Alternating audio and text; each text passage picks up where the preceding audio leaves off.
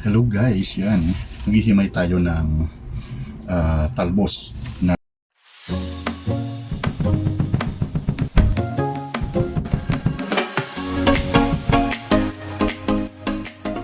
ampalaya.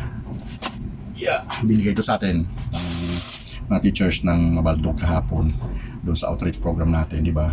Ipaganon sila as appreciation nila sa mga blessings na hinatid natin sa kanila. So, dati halos isang sako ng sibuyas yung 10 kilos, kaso ngayon kasi nakalampas na yung harvest time ng sibuyas, and yung mga gulay naman kakatanim lang, kaya buti ito meron kasi maraming tanim na ampalaya doon, kaya nakakuha sila ng talbos. And merong isang bote ng suka na binigay sa atin. So yun po, inimay ko siya para hindi malanta. So igigisa ko lang siya sa sardinas, di ba? So guys, marami-rami pa. Sarap to, at least, di ba? Pang-an sa mga matataas ang sugar. Tuwang-tuwa ko eh. Actually, hindi lang to, marami. So, pinagati-hatian namin ni Sis Banji, ni Brother Frank, pati nila Sis Dodi. So, apat kami nagati-hati doon. So, imagine kano karami. Halos equally divided namin to, di ba? Yung iba, sinahog nila sa munggo. Eh, since ako lang din naman, at saka ngayon medyo natamad ako pumunta ng palengke para bumili ng munggo. So, bibili na ako ng sardinas. Igisa ko na lang siya. So, ulam ko na siya, di ba? Sarap nito. Daming dahon. Tsaka bagong-bago talaga siya, talbos. Yeah.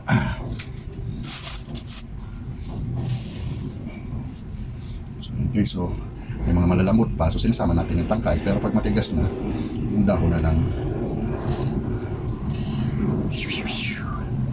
Kayo ba, naguguli rin ba kayo nito ng talbos lang ng ampalaya?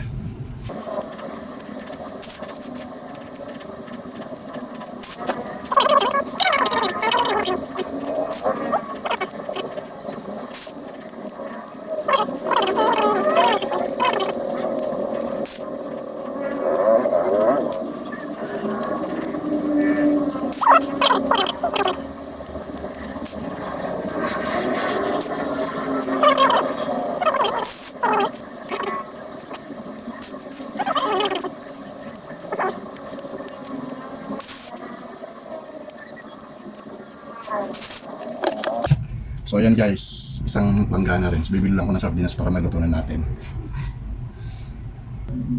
Ayan guys, karikado.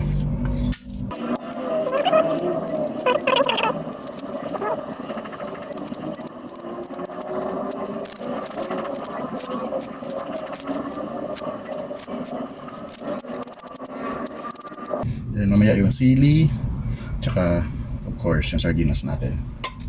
Tara, luto na tayo. Guys, isa na tayo ng rekado.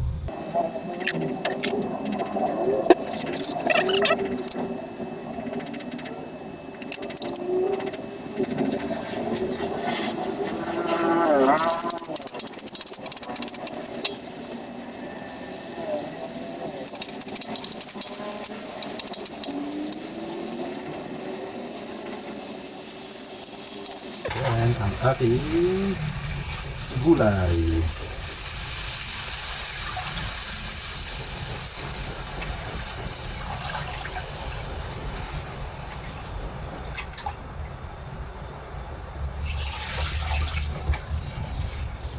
Yan natin yung sardines. Parang tutubigan ko itong lalagyan.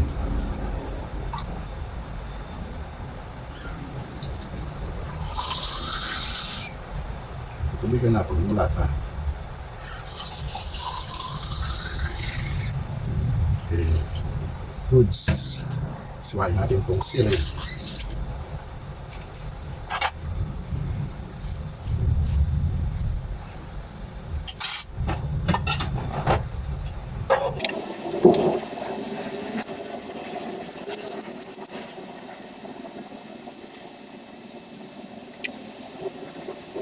Wait lang natin kumulo.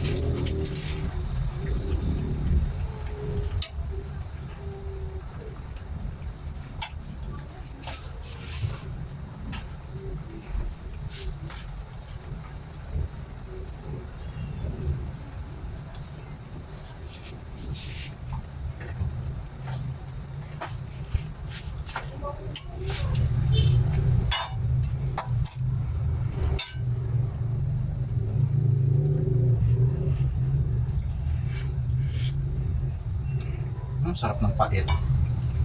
Ang sarap ng pait, grabe. Ito ang gusto ko.